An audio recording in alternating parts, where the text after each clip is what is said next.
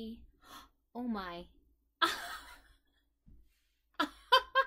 Did you see that?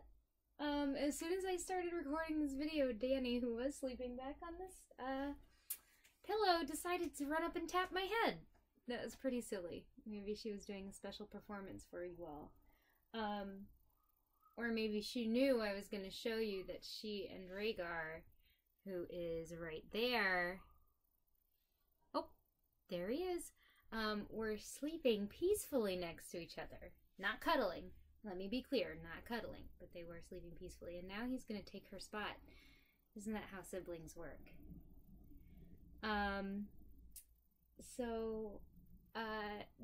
I was excited to show you both of the cats in one place, but that didn't happen.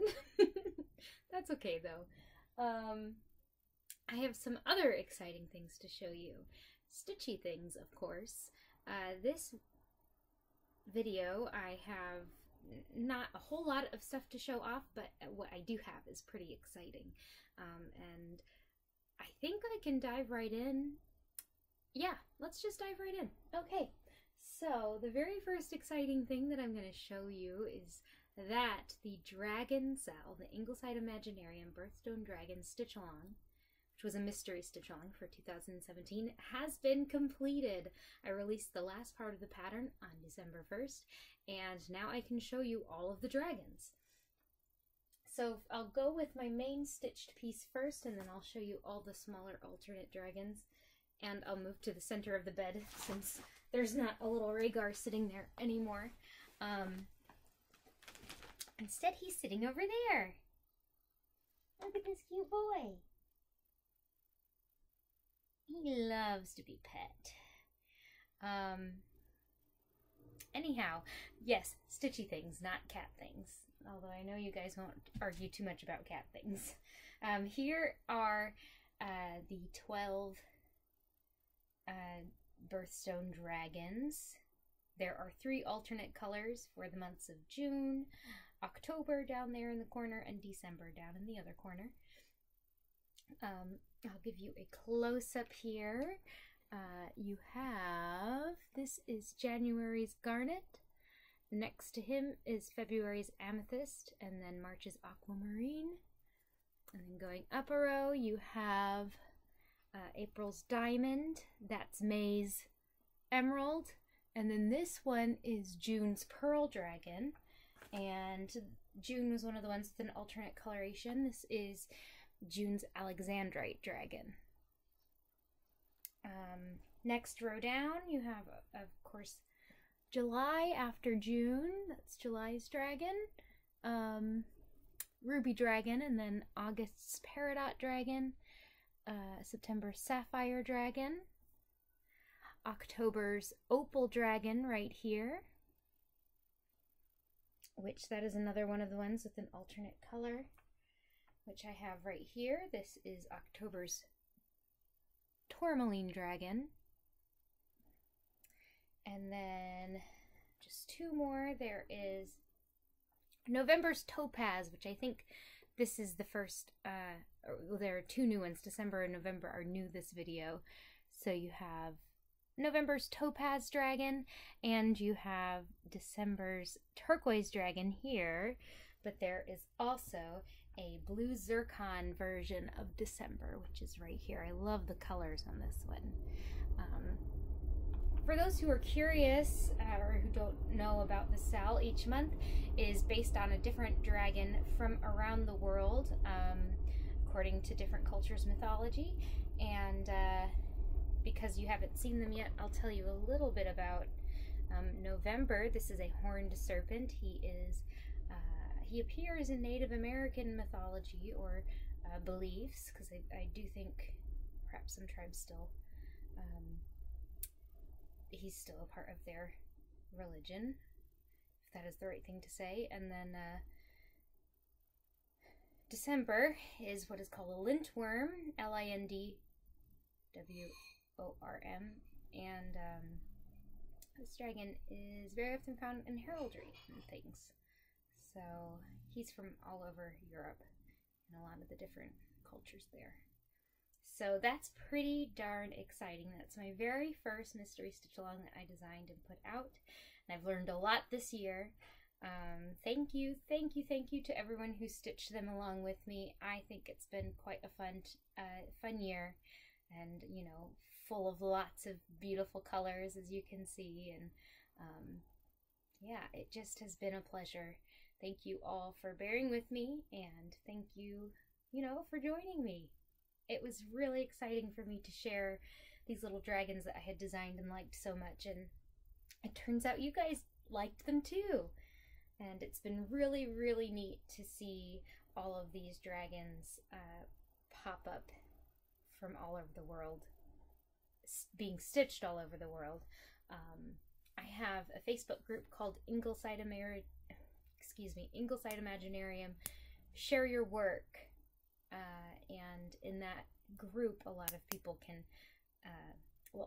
post pictures of their progress, and I'm planning to put an album on my Facebook page, just the Ingleside Imaginarium Facebook page, of people's completed dragon projects. So there should be an album full of them. And what's really fun about this one is that so many people have customized it in different ways, whether that's adding metallics or adding beads or adding jewels or changing colors, swapping dragons month to month.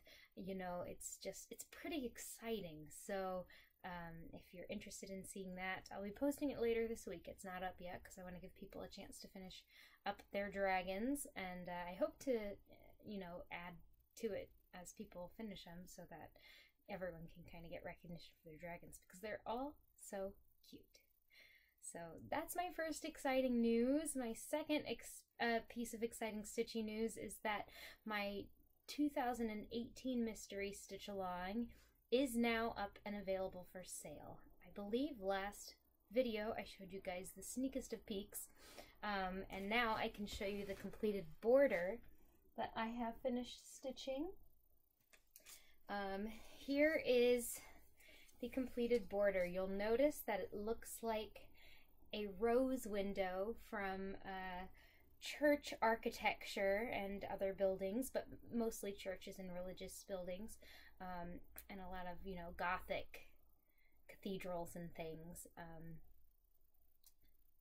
This stitch along is called The Guardians of Notre Dame, and so it, of course, like I had teased, was inspired by my, sorry you guys are slanted here, was inspired by my trip to Paris earlier this year.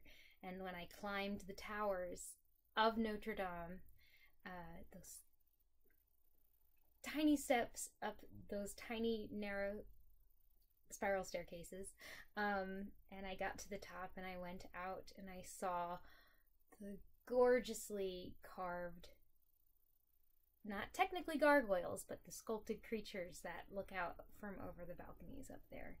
And up until that point, I had no idea what next year's stitch along was going to be, but in that next week, I think it was while I was still over there, I thought that's what it's going to be. So Guardians of Notre Dame, that means that each of these sections is going to be released each month.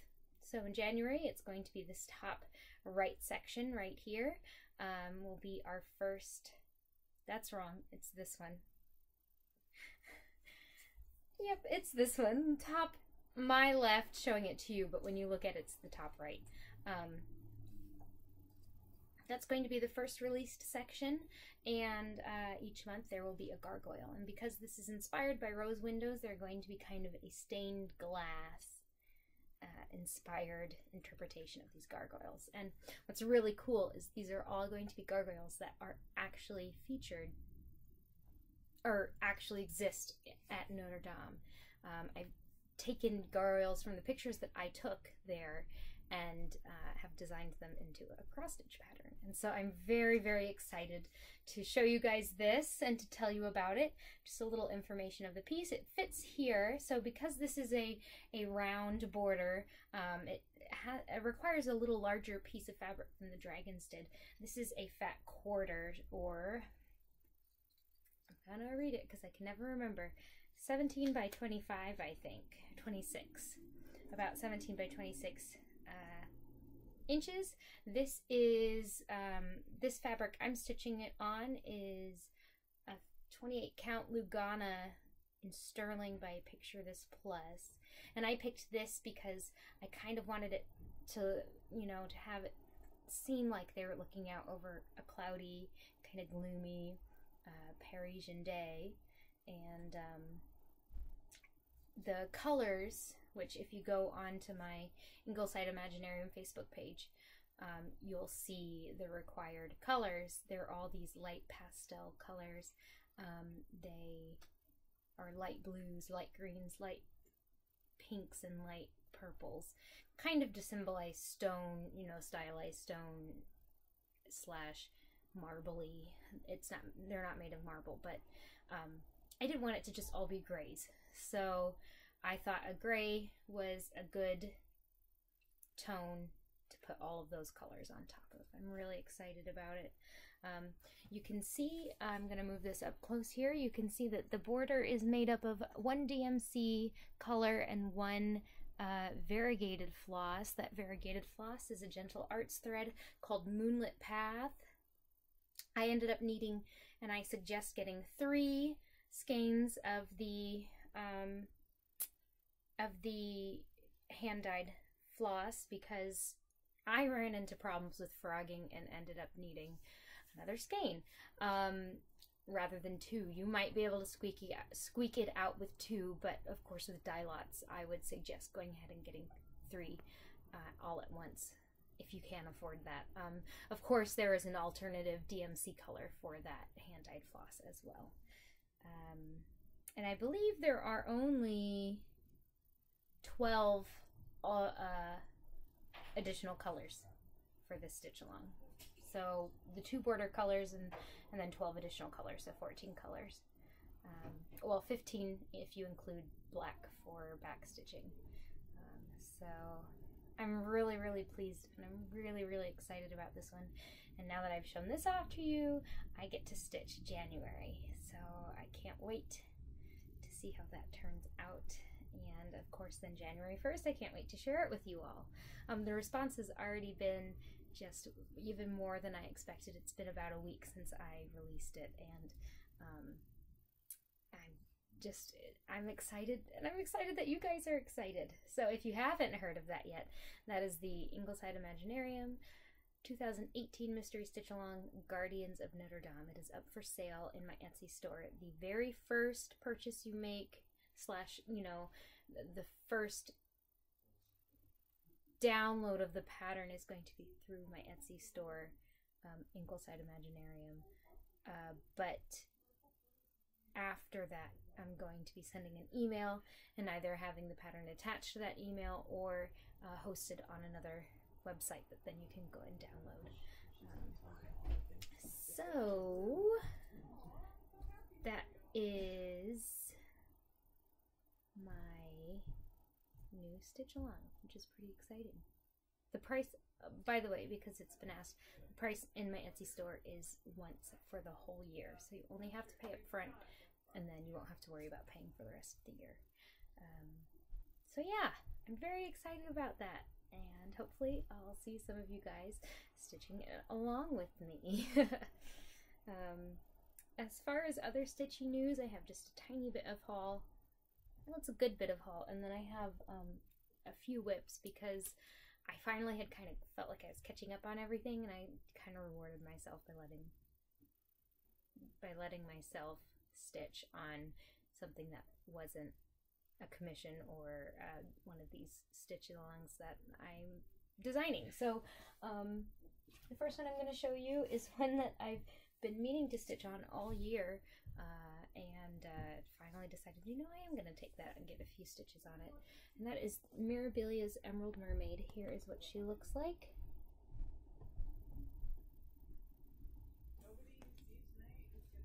And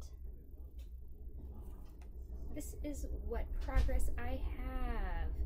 Now, last time I stitched on this, I believe, was for Jessie Marie's birthday sal, in which I did most of her hair, but I was still missing 2 colors. So her hair, the DMC stitches of her hair are now complete. What's left that you see there are beads, And then I also did on her body here and down here, in the furthest left line, well, left, my left, your right, the furthest line there is part of some more greenery that's going to be hanging down this way. I also did that dark green. So just a small bit of progress that I managed to put on her this week. But progress is progress, and it was fun to pull her out again because it had been a very long time. And the other piece that I just pulled out today to get some stitching on, and maybe last night because I thought about it and I was like, I haven't stitched on that in a long time and I really want to. And that is my October carousel horse, otherwise known as Haunted October Nights. It is from this book, Carousel Horses and Cross Stitch by the Donna Cooler Design Studio. This says it's by Donna Cooler, but I think it's by her studio. And then this is what he's going to look like. And there's not a lot of progress on here to show, but I did do a tiny bit of stitching, and you can actually see it pretty well from there. I did that blue under the pumpkins. So, goodness, I'm too far away. You can see the light blue that I've started to stitch in here. That light blue is going to go pretty much all the way across. And I know the borders are very close on this project, but I figure I can add some fabric to help with framing whenever I'm ready. But yeah! This fabric, by the way, it's a 28 count Jobelin in Lazy River, and I love it. I love this color. I think it's really great for this project, and I think it could be used for a lot of different projects, like some primitive ones would maybe look good on there. So yeah! Love this piece. So a little bit of progress on that. And I guess I can show you this. This is a pincushion commission that I got. He's going to be a koala. I don't have him finished quite yet, but that's on my list for tonight after this video, / while this video is uploaded. I'm going to be stitching him together and filling him up with the crushed walnut shells, or yeah, walnut. I was going to say almond, and I was like, I don't think it's almonds. The crushed walnut shells, and getting him some eyes and getting him all ready to go to his new home. But right now he's just a belly. I won't say whose that is just in case. I don't know that she would mind, but you know, I just wanna, just in case. Let's see, I'll go to stash now, or stash enhancements. When I was working on my Guardians of Notre Dame piece, I ran out of the hand-dyed thread Moonlit Path, like I mentioned, and I had to order some more so that I could finish it. And of course you can never just order a skein of floss, so I ended up ordering a couple patterns and a few Mill Hill kits. I'll show you the patterns first. This is an Ink Circles design called Arranging Lures, and I've had this in my wish list for a while because I'd really like to stitch that for my dad. He loves fishing, and I think this is a nice design because it's not like a fish, you know. So that looks like it will be a really simple, small, nice piece to stitch eventually. When I feel like I can let myself start some new pieces. I have so many whips right now, it's not even funny. And then I forget who was stitching these, but I saw that someone was stitching these and I really like them.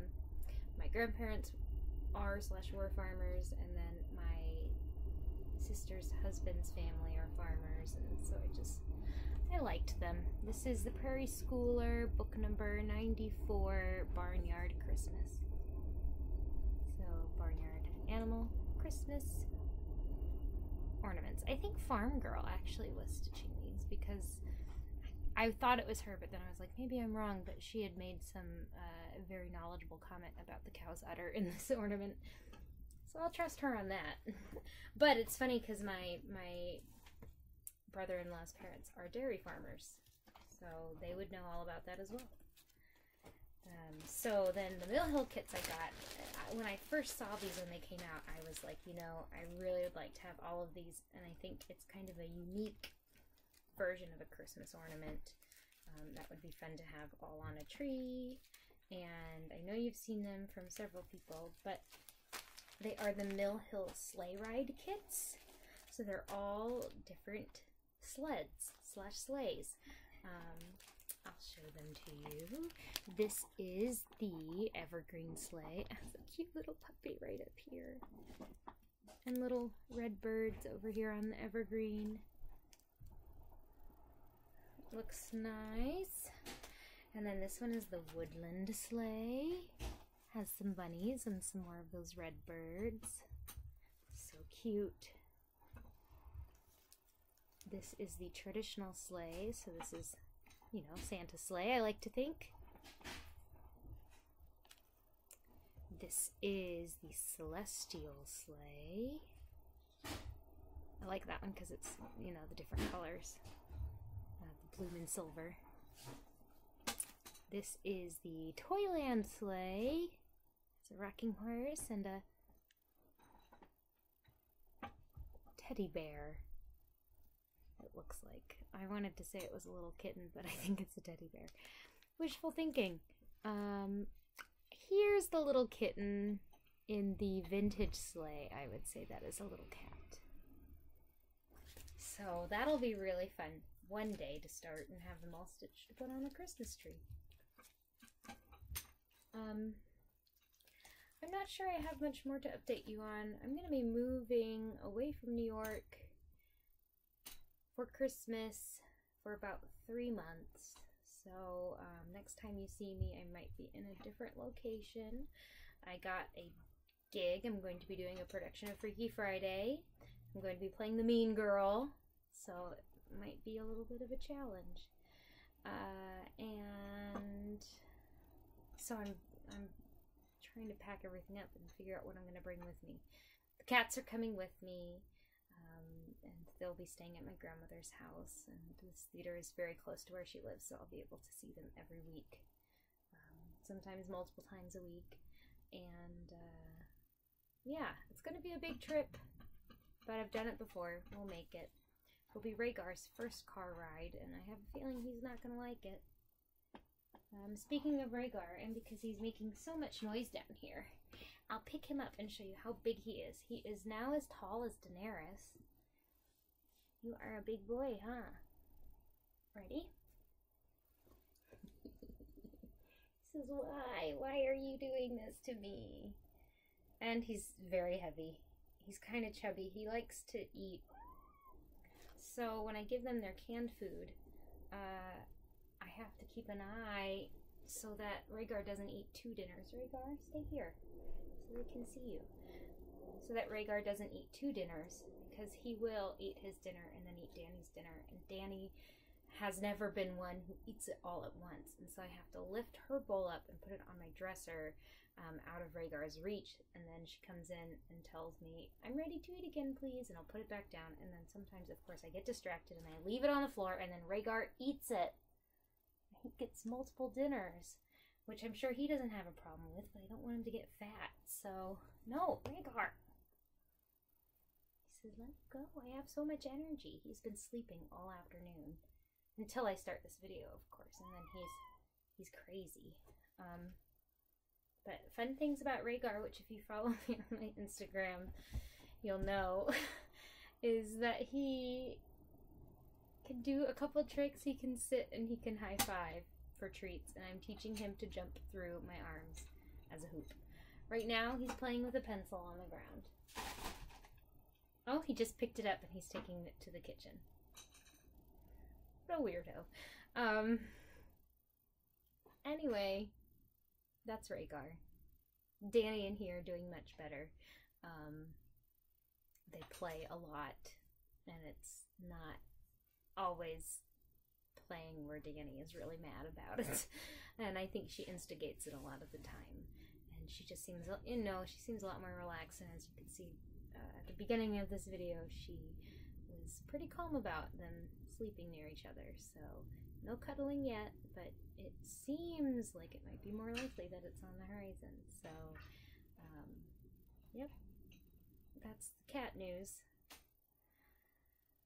I don't believe I have anything else to tell you guys about. My most exciting news, of course, is the new Stitch Along and finishing the old Stitch Along, the dragons. And Winter Dragon was supposed to come out this month. However, I was very busy trying to get the new Stitch Along ready to release and trying to get the dragons wrapped up and finished, and I haven't even touched it. I have a sketch for the design, but I haven't even touched Winter Dragon yet. So he's gonna, you know, hopefully maybe be out next month. But I'm sure I'll be making an announcement on my Facebook page. If you're interested in finding that, just look up on Facebook, Ingleside Imaginarium, or you can check my Etsy store if you like, you know, see what patterns I have right now and keep updated with them. I have seasonal dragons, and winter is the last one to be released. So the other 3 are in my Etsy store right now. Yeah, I think that's it. I hope everyone has a very Merry Christmas, or a very Happy Hanukkah, or a very Happy Kwanzaa. Merry Kwanzaa? I don't know what the adjective that goes with it is. I'm not sure what it typically is, but anyway, whatever you celebrate, I hope you have a good one, and I hope you spend lots of time with people you love and care about. Look who's back here. Rhaegar! What are you doing? I'm showing off my butt to all of Flosstube. So anyway, from us to you, happy holidays and a happy new year if I don't see you before then. Thanks for another good year, everybody, and happy stitching. Bye.